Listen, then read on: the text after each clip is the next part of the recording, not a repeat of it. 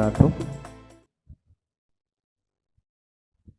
Dan ketika seseorang itu sudah berpikir dan kemudian dia sudah mengetahui bahwasanya ketika dia berpikir itu dia harus beriman kepada Allah Subhanahu wa taala, maka konsekuensinya ketika dia beriman, maka dia harus percaya bahwasanya aturan dari Allah itu ada.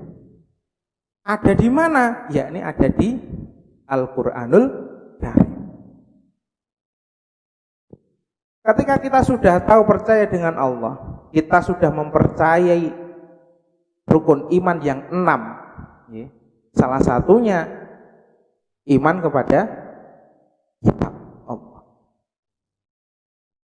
Sudah iman kepada kitab Allah, yakni yang terakhir adalah kitab Al-Quran, maka kita harus mempercayai Al-Quran. Dan ketika kita sudah mempercayai Al-Quran bahwa itu adalah kalamullah, perkataan dari Allah, maka isinya harus kita percayai. Enggak boleh diingkari.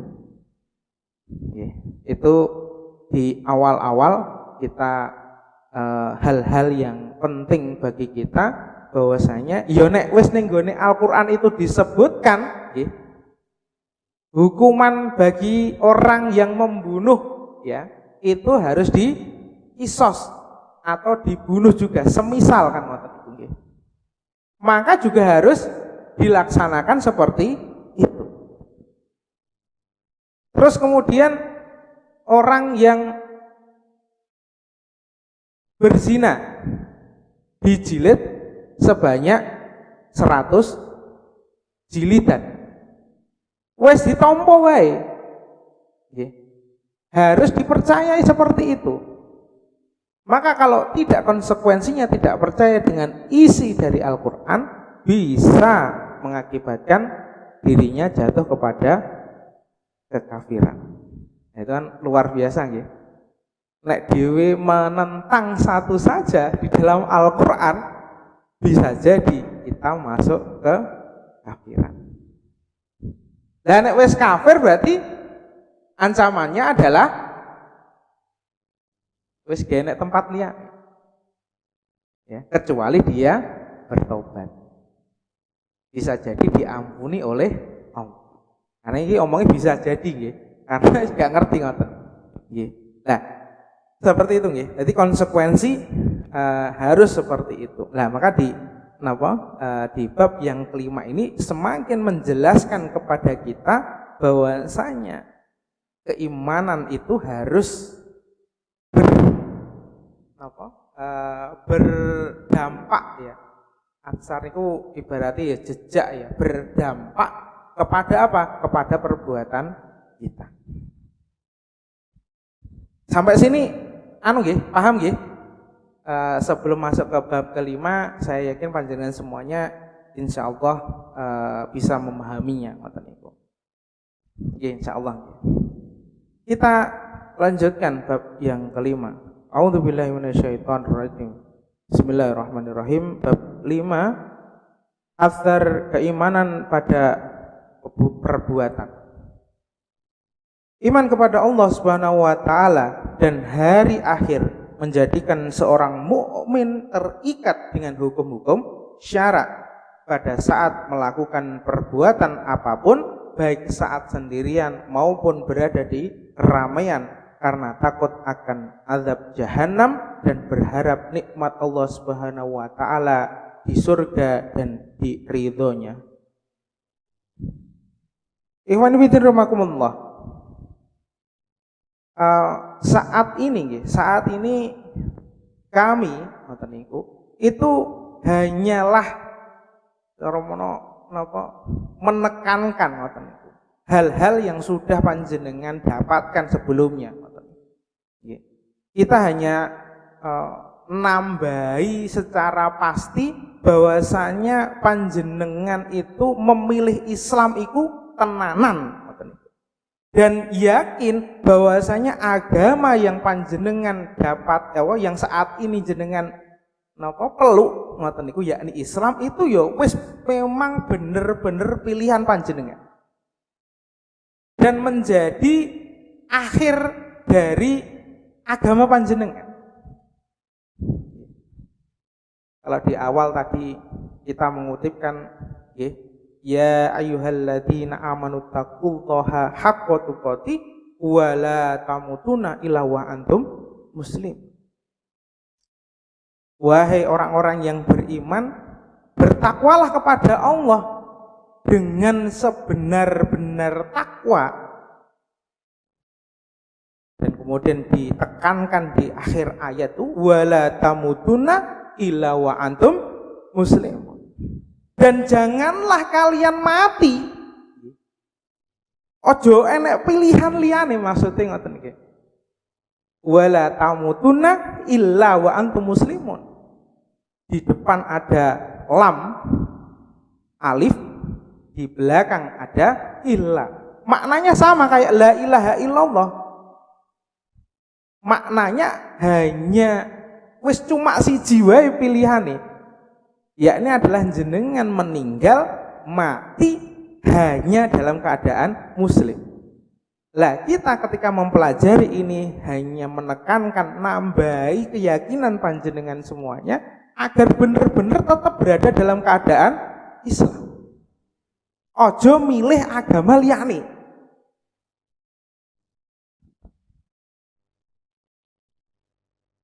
Karena hanyalah Islam, kalau di dalam kemarin ya ada khutbah Jumat ya, bahwasanya agama yang di sisi Allah hanyalah Islam. Dan itu ada di dalam Al-Quran. Ketika kita sudah mengimani Al-Quran itu adalah kalamullah, maka kita harus mempercayai semua isi Al-Quran. Lah Allah mengatakan bahwasanya agama sing di sisi Allah hanyalah Islam. Ya maka tidak perlu dan tidak boleh mencari agama selain daripada Islam. Maka ketika seorang muslim, seseorang itu sudah menggunakan berpikir akalnya, akal untuk berpikir, maka dia sejatinya itu sudah beriman kepada Allah. Untuk apa? Untuk tidak mencari agama yang lain. Ngerti nggih? Dan ketika sudah beriman ya kepada Allah, maka itu harus berdampak kepada apa? Kepada seluruh perbuatannya. Baik itu dalam keadaan sendiri, nggih. Wah, aku naik dhewean tak sak-sake ngono. Ya. Mangan pas waktu Ramadan tamtem-tamtem nek dhewean, nggih. Nek jaman cilikane dhewe kan ngoten nggih. Pas wanci nek koncone, wah aku poso kok. Gaya ya, ngoten. Tapi ketemu pas ora dhewean ya ta, jam 12 kan beduk ya, alasane beduk nih padahal wis rada gedhe ngoten iku. Nek buka melu buka, wis seolah-olah poso. Enggak boleh seperti itu. Harus berdampak walaupun dia dalam keadaan sendiri ataupun berada di keramaian ataupun berada di masyarakat. Wah, aku tak masyarakat iki ketoke senengane anu nggih. Napa niku kula menceritakan niku ketika saya itu kan bapak saya niku kan tiang NTT nggih. Ketika saya tuh sama almarhum bapak saya itu di Soe di daerah NTT itu karena mungkin nggak tahu saya beragama Muslim gitu, karena bapak saya itu meninggal dalam keadaan kafir, gitu, Katolik masih. Itu ketika nggak tahu kalau anaknya itu agamanya Islam. Jadi waktu masuk itu sebelum masuk ke rumah adat itu dibiasakan mereka adat istiadatnya adalah minum namanya itu sopi. Sopi nek cara wong Ngawi iki jenenge arak, ngoten nggih. Jadi kon ngombe araknya wong NTT kono kae dikon ngombe sebagai apa? Sebagai penghormatan. Lah saya, waduh, saya enggak minum alkohol ngono. Lu enggak apa-apa, ini nggak ada alkoholnya loh. Kok gak ada alkohol? Wong liya-liyane bar ngombe mendem kok ora alkohol. Ya arep ngapusi aku janjane ngoten niku. Terus saya katakan saya muslim ngoten niku. Dan kakak saya juga seperti itu ya, ditawari ngoten niku. Dan akhirnya banyak makanan ada babi ngoten niku, terus saya waduh ya apa iki panganan apa? Akhirnya saya mangan tiwul ngoten niku. Nggih. Ya sing ketae apa aman niku nggih. Liya-liyane iki mbumbuan macem-macem iki wae iki enek babine bareng iki wis saya wis walah wis. Kak saya mangan tiwul ya ngoten niku.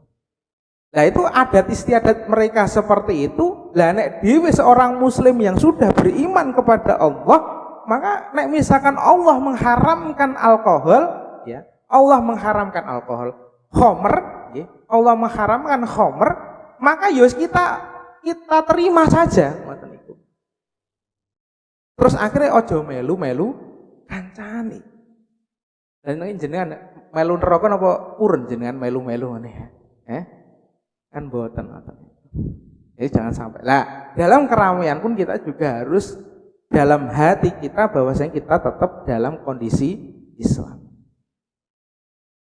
Walaupun adat istiadat di lingkungan panjenengan itu bertentangan dengan Islam, maka ya jenengan tetap berada dalam keislaman panjenengan. Baba, nggih, baba niku basa pundi ya? Basa wong Jawa Timuran nggih, wong Jombangan ngoten. Baba mbok diarani wong ekstremis, radikalis, ora gelem tangga teparuh wis mboyak ngoten niku. Selama itu bertentangan dengan Islam. Karena apa ya? Islam melarang ya kita wis ikut ae ngoten niku. Seperti itu nggih. Jadi ketika keimanan itu harus meninggalkan jejak terhadap perbuatan-perbuatan kita. Harus dalam artian itu ya nek tegas ya tegas ngoten niku. Itu pun juga sesuai dengan tingkat atau kadar keimanane panjenengan.